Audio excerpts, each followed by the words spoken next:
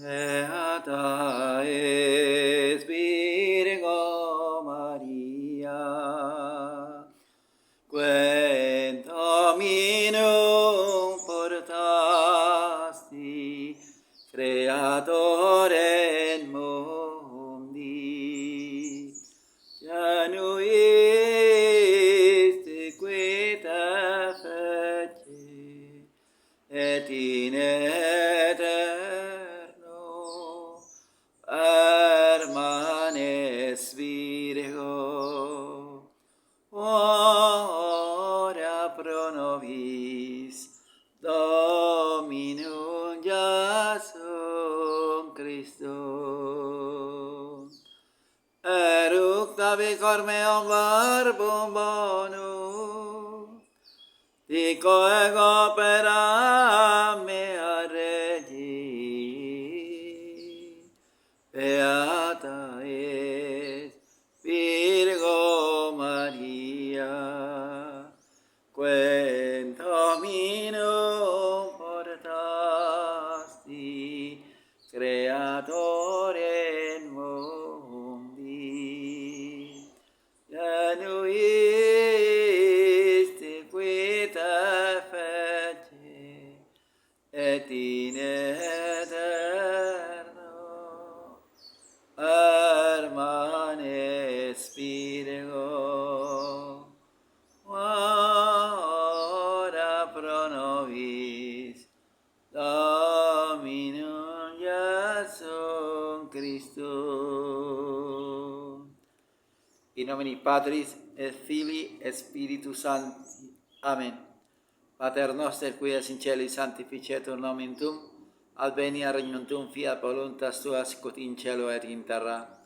Pane nostrum quotidianum da nobis hodie, et dimite nobis debita nostra, sicut et nos dimittimus debitoribus nostris, et ne nos inducas in tentationem, sed libera nos a malo. Amen. Ave Maria, gratia plena, Dominus tecum, benedicta tui mulieribus, et benedictus fructus ventris tui, Iesus. Santa Maria, Mater Dei, ora pro nobis peccatoribus, nunc et in hora mortis nostri. Amen. Ave Maria, gratia plena, Dominus tecum, benedicta tui mulieribus, et benedictus fructus ventris tui, Iesus. Santa Maria, Mater Dei, ora pro nobis peccatoribus, nunc et in hora mortis nostri. Amen. Ave Maria, gratia plena, Dominus tecum, benedicta tui mulieribus, et benedictus fructus ventris tui, Iesus. Santa Maria, Mater Dei, ora pro nobis peccatoribus, nunc et in hora mortis nostri. Amen. Gloria Patri, et Filio, et Spiritui Sancto, sicut erat in principio, nunc et semper et in saecula saeculorum. Amen. A te levavi oculos meos, qua vitas in celis, ecce sicut oculi servorum animo Dominorum suorum, sicut oculi ancilei manibus Domine sue, ita oculi nostri ad Dominum Deum nostrum done miseratur nostri. Miserere nostre Domine, miserere nostri, quia multum repletis sumo defectione, quia multum repletis anima nostra, opprobrium abundantibus et species superbis. Gloria Patri, et Filio, et Spiritui Sancto, sicut erat in principio, nunc et semper et in saecula saeculorum. Amen. Sancte Michael Arcangelo, defendemus semper contra nequitia insidia diabolis presidium. Imperele Deo, supplite pecamur tuque, Prince Miseria Celestis, Satanarius, que Spiritus Malignum, la perdizione del malo, per vaganto del mundo, divina virtute in inferno detrude. Amen. In nomine Patris, et Filii, et Spiritus Sancti. Amen. Este video tiene como objetivo continuar con la catequesis. Soy el Padre José Manuel, me alegra que estén viendo el video, ojalá Dios les dé la gracia de verlo hasta el final. Vamos a repasar el Salmo que se rezó. Yo levanto a vos mis ojos, a vos que habitas en los cielos, como los ojos de los siervos están fijos en las manos de sus señores, como los ojos de la esclava lo están en la de su señora. Así están fijos nuestros ojos en el Señor Dios nuestro, hasta que se apiade de nosotros. Piedad de nosotros, Señor, piedad de nosotros, porque estamos ya muy llenos de oprobio. Nuestra alma se abrió ya con exceso del desprecio de los ricos, de la irrisión de los soberbios. Les he dicho que este Salmo 122 debe salir de lo profundo de nuestra alma para suplicarle a la clementísima majestad de Dios, uno y trino, creador de cielos y tierra y todo lo que existe, por nuestra Madre la Iglesia, que está siendo completamente destruida.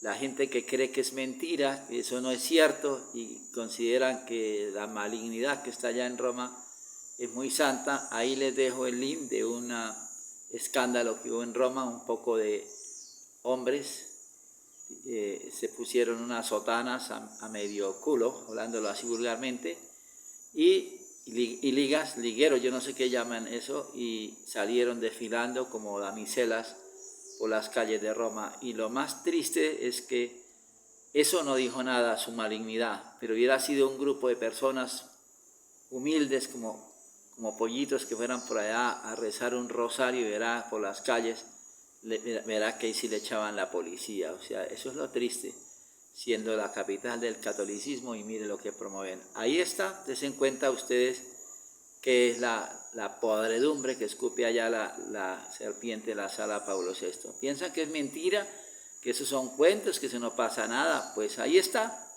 eso representa el estado en que están las almas que están en Roma respecto a la gloria de Dios. ¿Saben ustedes que el Señor ni le gusta que uno se toque solo, mucho menos poner el rabo a otro? Allá ustedes. Bueno, vamos a seguir el tema sobre la cuestión de la herejía iconoclasta. Ustedes saben que estamos siguiendo el texto del Padre Faría, Curso Superior de Religión, y se divide en tres, en los fundamentos de la Iglesia, que son el dogma, la moral y el culto. El dogma, todo lo que tiene que ver con el credo, entonces ya lo hemos terminado. Y ahora, pues, pasamos a la segunda parte, que es la moral. ¿Qué es la moral? Pues lo que tiene que ver con las costumbres, qué es lo que nos está permitido y qué no nos está permitido hacer. Y la última parte está dedicada al culto, o sea, a la liturgia, a la misa y a los ritos. Pues entonces, como ya terminamos la parte de la moral, del dogma, como ya les he dicho, entonces pensé que era conveniente hablar sobre la herejía iconoclasta, de las personas que odian las imágenes sagradas y que las destruyen.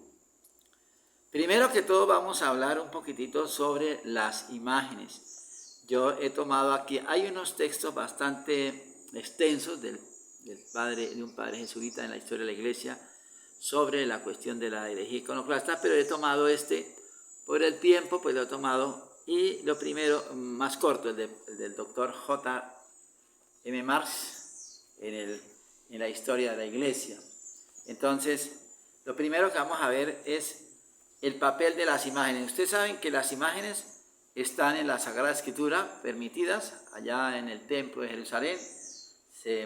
Dios mandó hacer unos querubines y también unas palmas, etc. Eso ya sería después, si estudiáramos más detenidamente esto. Y luego los mártires, cuando ellos estaban esperando allá ser entregados a las fieras, ellos pintaban en las paredes escenas de lo que ellos conocían de la vida de nuestro Santísimo Rey y Señor Jesucristo. Entonces, eso están todavía allá en las catacumbas en Roma. Entonces, ¿quiénes más vida espiritual tienen que los mártires que dieron su vida por el Rey nuestro Señor Jesucristo? Y ellos dejaron esas imágenes plasmadas en las paredes, esculpidas más bien con chuzos, tal vez llegarían, o con piedras rayaban la pared y hacían los dibujos. Y ahí también hay una aprobación, pero sobre todo yo pienso que la aprobación máxima para expresar los santísimos misterios de la religión en imágenes sagradas fue la encarnación del Verbo. Como ustedes saben, yo ya les había dicho, el Verbo se hizo carne y habitó entre nosotros, y al hacerse carne, pues resulta que tomó cuerpo, y como es cuerpo, pues dejaba huellas, y entonces ahí se pudo empezar ya a representar los misterios que tienen que ver con la religión sagrada de Dios. Vamos entonces a la cuestión de lo que primero dice el Padre acá respecto a las imágenes sagradas. Dice, las imágenes sagradas, principalmente de la Virgen y de los príncipes de los apóstoles, o sea, se hallan en gran número antes de Constantino, acuérdense, los mártires, por más que los protestantes hayan sostenido lo contrario. Es verdad que al principio, por la persecución y el arcano, solían ser de carácter simbólico. Arcano no quiere decir que lo mantenían como escondido. Acuérdense que entonces lo del famoso ictus, que es el pececito, que donde había un pececito puesto o pintado, eso quería decir que era un católico, había allí en esa casa o en esos sitios. Entonces eran símbolos para que los que eran de la misma religión pues identificasen que habían personas de la misma fe católica cerca de esos lugares.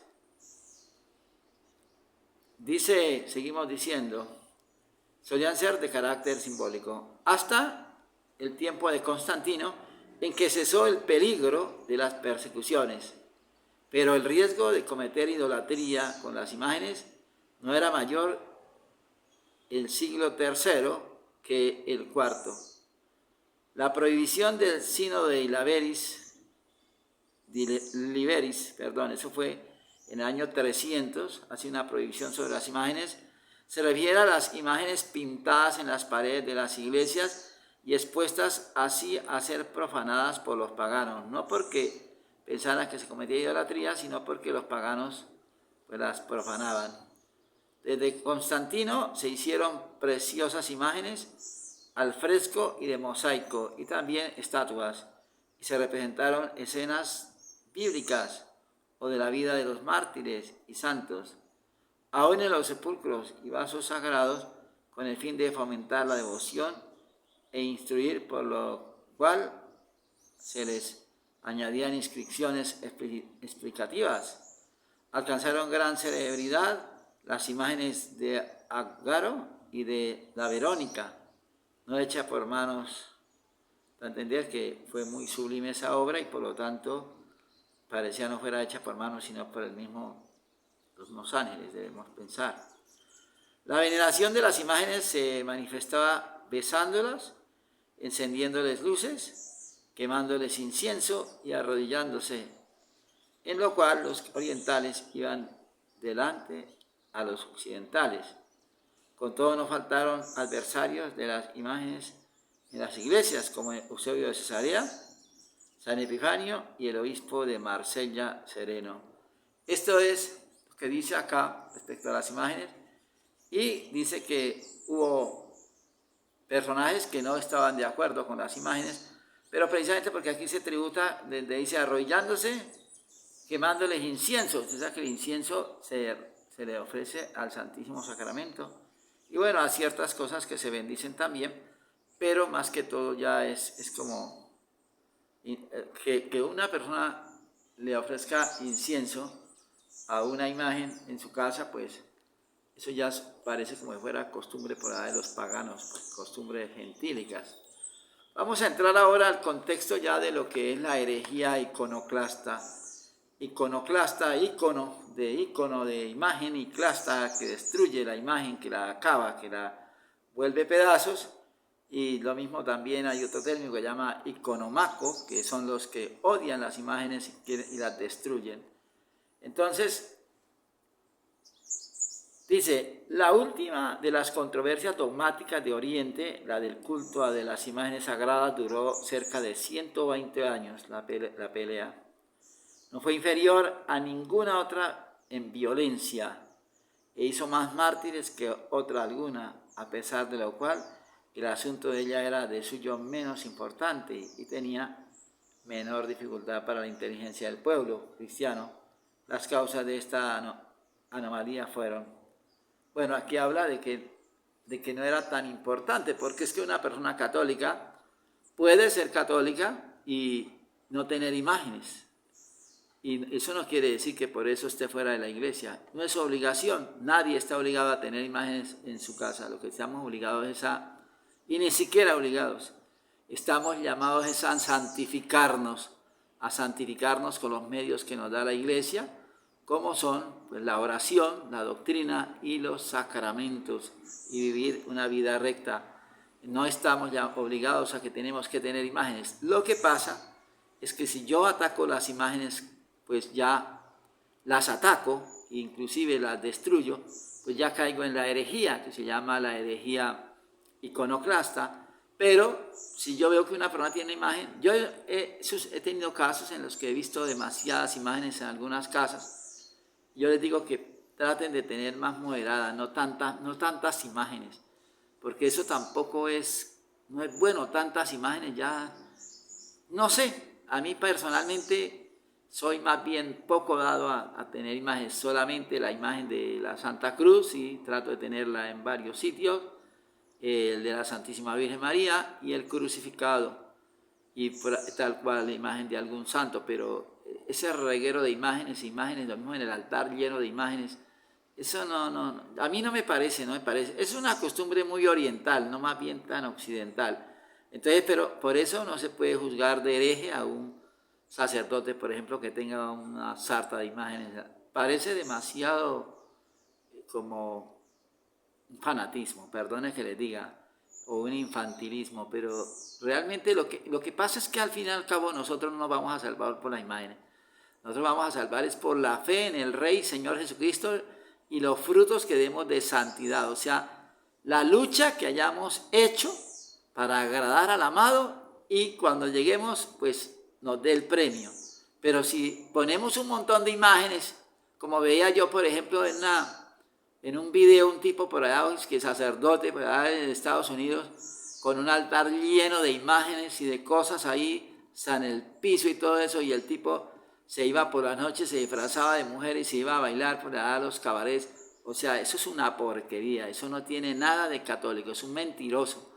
Su religiosidad es falsa. Tiene que, al menos, bueno, se tenían las imágenes, pero acordémonos que tenemos que luchar contra el pecado. No es, no, me lleno la casa de imágenes y vivo practicando al mismo tiempo brujería, consultando brujos, vivo lleno de odio a la gente, murmurando, criticando. Entonces eso no. Y como les digo, nadie que, al no ser que ataque las imágenes y las destruya, no cae en herejía, por el hecho de que en la casa no tenga. Pero sí se recomienda, como católicos, que al menos debemos tener la imagen de la Santa Cruz, del crucificado, de la Santísima Virgen María, de los ángeles, algunos de los ángeles al menos, porque hay gente que realmente no tiene absolutamente nada, y eso tampoco, eso ya es desprecio. Yo no sé, tenemos que ir al punto medio, ni tanto que queme al santo, ni tampoco que no le alumbre. Seguimos entonces, dice: las causas de esta anomalía, o sea, de la herejía iconoclasta, fueron, primero, el bizantinismo de los emperadores de Oriente, que tan de gana se entrometían en decidir cuestiones dogmáticas. O sea, los emperadores eran demasiado metidos en la sacristía, mirando a ver qué hacían los curas, mirando a ver qué hablaban, y claro, eso se llama bizantinismo, y por eso dice acá, pues entonces precisamente declaraba León Isáurico, que era un emperador, decía: imperator sun et sacerdos, que significa soy emperador y sacerdote, cuando no, cada quien debe estar en su sitio. La contienda, segundo, se entabló entre el partido militar, que se había apoderado del imperio, y el pueblo y los monjes que lo dirigían, y no menos que del culto de las imágenes. Se trataba de la existencia del monacato, o sea, los monjes y el pueblo eran los que les gustaba mucho mantener las imágenes, hacer incensaciones, etcétera, etcétera. Entonces eso, pues, y en cambio los militares pues eran poco dados a esto, los que estaban con el emperador, y luego que Roma se hubo declarado por las imágenes, como los bizantinos no querían mucho a Roma, entonces cuando Roma se puso a favor de las imágenes sagradas, pues ¿qué? Pues la aversión a Roma también cayó sobre las imágenes sagradas. La aversión y la tirantez política de los orientales contra ella, contra Roma, que obligaron a los papas a apoyarse en los francos y a fomentar los estados pontificios. Bueno, la lucha comenzó en el año 726 con un edicto del León III, el emperador León III Isáurico, hombre ignorante a quien el militarismo había elevado desde la condición más baja. Mientras la soldadesca tomaba como cosa suya la destrucción de las imágenes sagradas, el pueblo y los monjes salieron a defenderlas. Así se trabó la lucha de palabra y de obra entre los iconoclastas o iconomanos y los iconólatras. A mí me suena demasiado fuerte iconólatras, porque es que latra viene de la palabra latreia, que es adoración. Y no se deben adorar las imágenes, se deben venerar y respetarlas, pero no se deben adorar, solamente se adora a Dios. Entonces aquí dice iconoclastas, destructores, y los iconólatras, que son los veneradores de las imágenes. Pero aquí ya iconólatra es como exagerado. Y muchas veces se pudo creer que el culto de las imágenes y el monacato habían quedado destruidos para siempre en Oriente. Pero la fidelidad de los católicos, enérgicamente apoyados por Roma, y el haber ido el poder por 2 veces a mujeres partidarias de las imágenes sagradas, la emperatriz Irene y la emperatriz Teodora, dio por fin la victoria a los defensores de la fe ortodoxa. Los esfuerzos de Irene y el Concilio VII Universal II de Nicea produjeron desde 780 una larga interrupción de la lucha, pero volvió a estallar bajo León Armenio, el emperador, que fue entre el año 813 y el 820, hasta que el 19 de febrero del 842 se celebró por primera vez la fiesta de la ortodoxia y se estableció perpetuamente. La cuestión dogmática fue resuelta por el citado Concilio II de Nicea, el cual excomulgó a los que acusaban de idolatría el culto cristiano de las imágenes y resolvió. Mire lo que resolvió el concilio, que es lo más importante que debemos nosotros tener en presente. Dice que lo propio que la figura de la Santa Cruz, así las santas imágenes se podían poner en los vasos, vestidos y paredes, en las tablas, en las casas y los caminos, es a saber, la imagen de Jesucristo, de nuestra Inmaculada Señora, de los venerables ángeles y de todos los hombres santos. Pues cuanto más frecuentemente se presentan a los ojos, tanto más se despierta en los espectadores la memoria de los originales y se estimulan más a su imitación y a tributarles su saludo y veneración. No la verdadera adoración, acuérdense, la latría solamente es para el Padre, el Hijo y el Espíritu Santo, para el Santísimo Sacramento y para la cruz el Viernes Santo. Esa es la adoración solamente a ellos. Sino el culto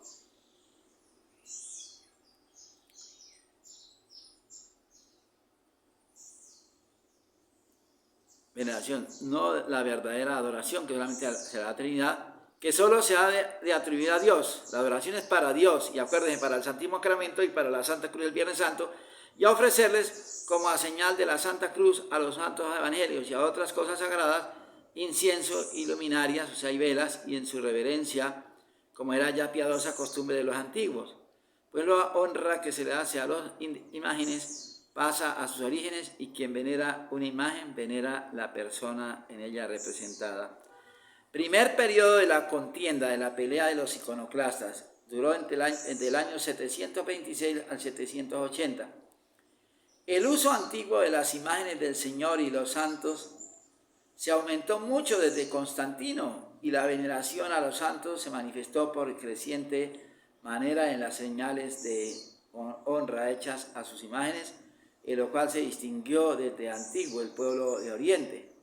Pronto se veneraron imágenes milagrosas, pero tampoco faltaron enemigos de su culto, entre los cuales se contaba a principios del siglo VIII los obispos Constantino de Nacolia en Frigia y Teodosio de Éfeso y Tomás de Claudiópolis, los cuales se apoyaron en la prohibición de la ley antigua en el Éxodo 24 y en los abusos cometidos. Otros miraban en este culto un estorbo para la conversión de los judíos y mahometanos que aborrecen las imágenes.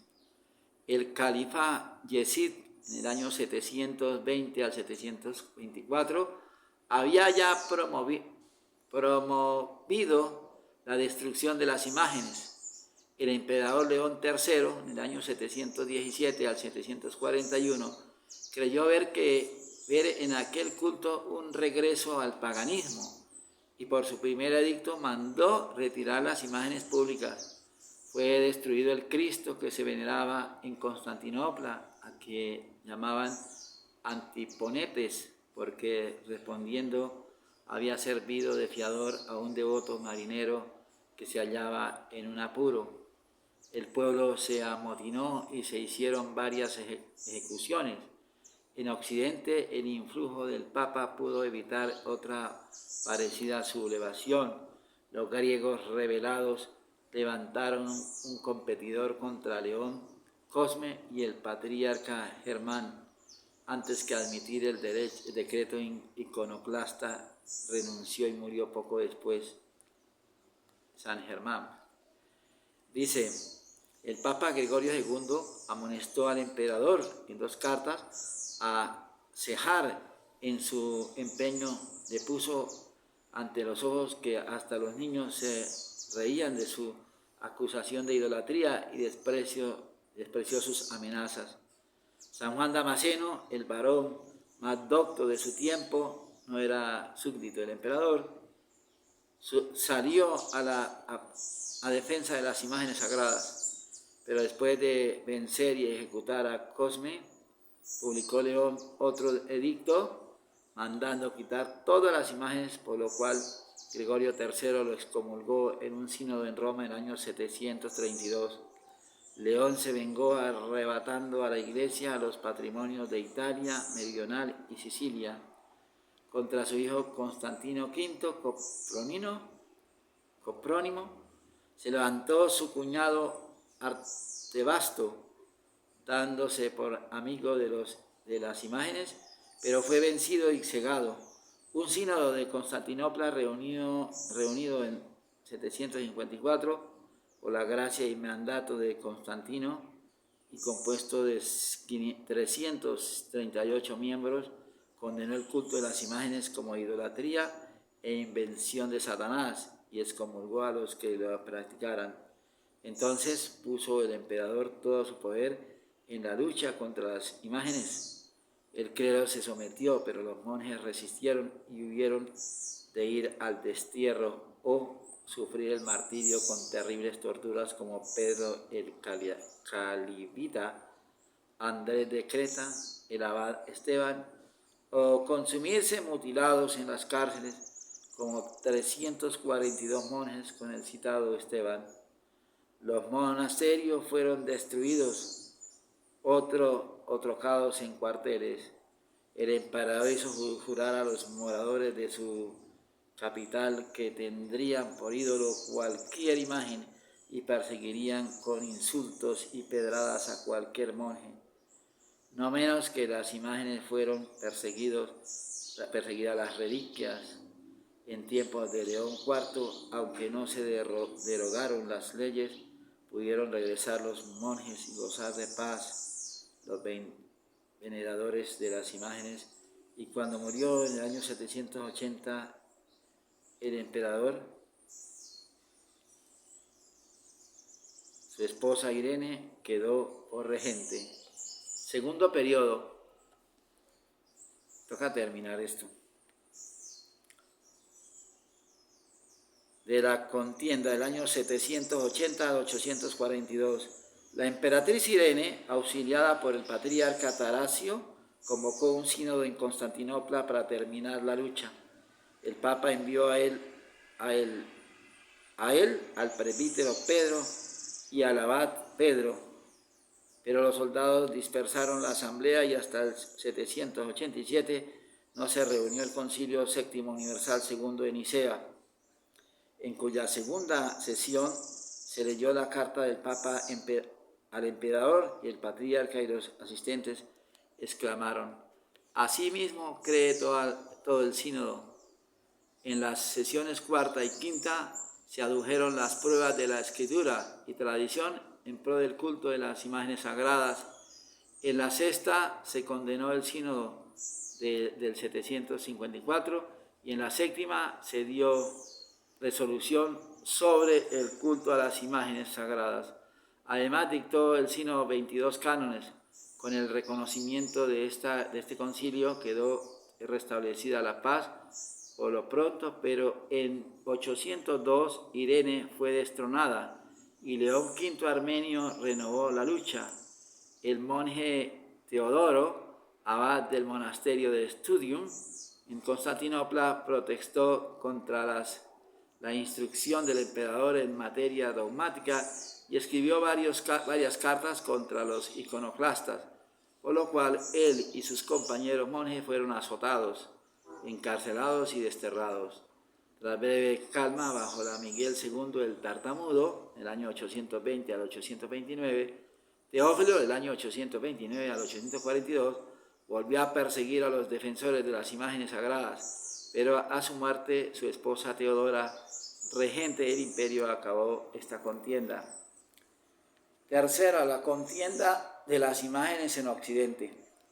Los pueblos germánicos, o sea, de Alemania, veneraban favorablemente a los santos y por ende sus imágenes, y así permanecieron fieles a la Iglesia en esta controversia.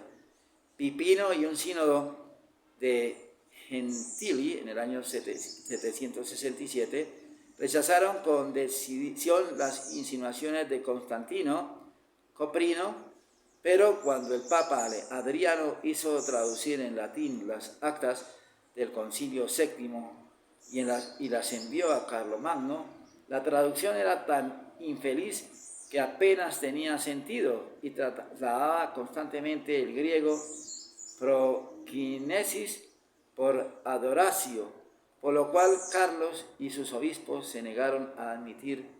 Hizo pues componer los libri Carolini por Alcuino y publicarlos en su nombre, condenando así el sínodo del 754. Como el Concilio Universal, además formuló Carlos sus desahogos contra las resoluciones del concilio en 85 capítulos y sometió a la corrección del Papa y el sínodo de Frankfurt en el año 794. Rebatió las decisiones de Nicea, suponiendo que mandaban adorar las imágenes de los santos, como a la Santísima Trinidad, no comprendiendo la distinción que había hecho el concilio entre el culto de latría y el de Dulía. Las principales afirmaciones que hacían Carlomagno y sus francos eran que a solo Dios se debe adorare, colere, en latín. A los santos se les da la mano del hombre. A los santos se les ha de dar oportuna veneración.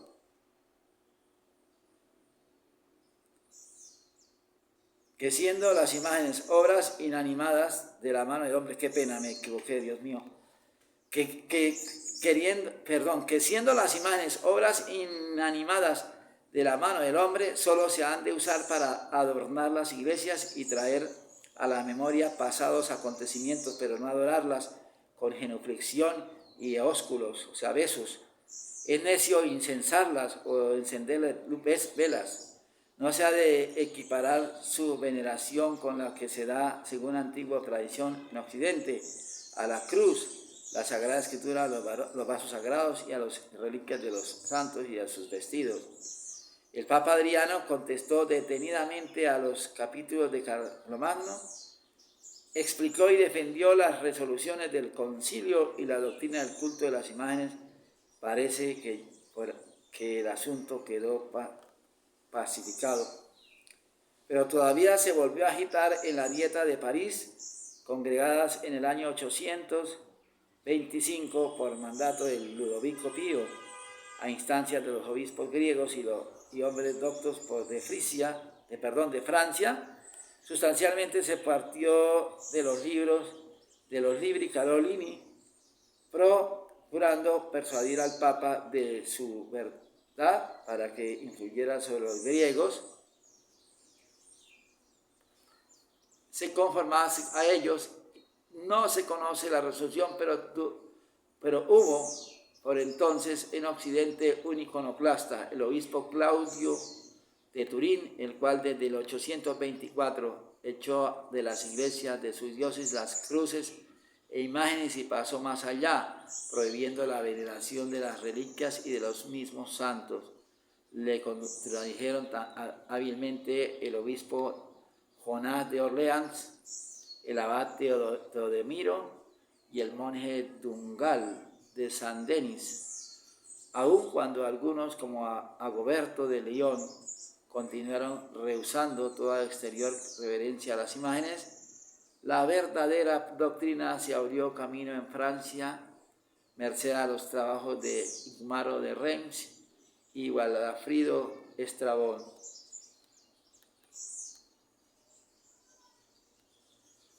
Aquí quedamos con este tema porque ya se alargó y pues en conclusión lo que debemos tener en cuenta que la regla católica nos manda a venerar la Santa Cruz, las imágenes de nuestro Santísimo Rey y Señor Jesucristo en sus diferentes momentos, de la infancia, los milagros, etcétera, etcétera, y de la Santísima Madre, de los santos y la riqueza de los santos. Y pues lo primero para nosotros, la adoración al Santísimo Sacramento. Hay que ver, y es muy importante que lo tengamos en cuenta, que el concilio manda venerar las imágenes, es que eso está en el Désinger, que sean pintadas, esculpidas, pintadas sobre un lienzo, sobre una superficie, una tabla, o esculpidas en piedra y las imágenes o estatuas en yeso o metal. Lo que no se puede venerar son, por ejemplo, imágenes o fotografías de artistas en estos tiempos modernos que hacen películas de la vida de Cristo. Y esta gente son artistas, ellos le están pagando por hacer esa, y porque supuestamente el físico que ellos tienen tiene como cierta relación con la imagen tradicional que tenemos del Rey nuestro Señor Jesucristo. Esas imágenes no sirven para tenerlas en el altar. No se puede tener una imagen de un artista que hizo la Pasión de Cristo, ni la Virgen tampoco. ¿Por qué? Porque ellos son de carne y hueso y por lo tanto son pecadores y son carne pecaminosa.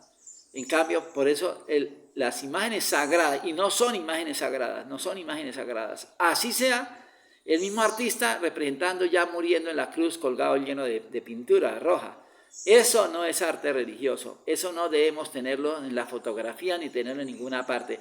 Por eso es que no debemos mirar esos videos donde ponen a Cristo ahí como representado por un artista, hasta bien mal, porque le ponen unas vestimentas todas repulsivas, todas harapias, puros harapos, pero todo eso lo están haciendo precisamente para eso, para ir arrancándonos la imagen que tenemos tradicionalmente del Rey, de la Santísima Madre, y van presentando gente viva para que la gente se vaya confundiendo con eso y después ya pierda la veneración a las imágenes sagradas.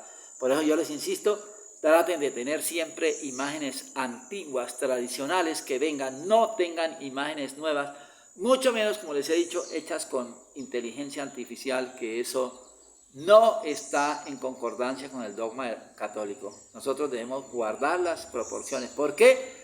Porque es que una imagen pintada, pues se espera que primero el artista tiene el don de Dios para pintar y plasmar a través de los colores, hacer una armoniosa imagen, rostro del Señor o de la Virgen Santísima. Pero él la idealiza, hay una idealización, en esa parte entra ya la vida espiritual de la persona. Pero un artista ¿qué? Es un ser humano lleno de pecado y esa misma plata que está ganando con la hechura de la escena de Jesús, le va a servir por allá para comprar pecado y cosas por el estilo. O sea, no hay en ningún momento ninguna idealización de nada. Lo mismo el de la Virgen, o sea, por favor, yo no sé la gente por qué se deja embaucar. Yo lo que les digo es que tengamos las imágenes, pero busquemos que sean imágenes antiguas, que sean imágenes que guarden las proporciones y que nos den a entender los misterios sagrados, porque en otro documento el mismo concilio dice que al ver la imagen usted tiene que pensar inmediatamente en las cosas del cielo, no ver una imagen y pensar deforme, horrible, caótica. Bueno, hermanos, yo espero que de algo les sirva este video. Bregué para hacerlo porque desde ayer estaba bregando a sacarlo y no podía, me llamaban por teléfono y hacían ahí una cantidad de cosas. Entonces, lo he podido sacar. Yo espero, Dios mediante la Virgen Santísima, que les sirva de algo. Adiutorio nostri in nomine Domini, qui feci celum et terram, Domine vobiscone con spiritu tuo, benedicamus Domino Deo gratias. Benedica vos omnipotens et misericordia Dominus Pater, et Filius et Spiritus Santo, que en todo Dios sea glorificado.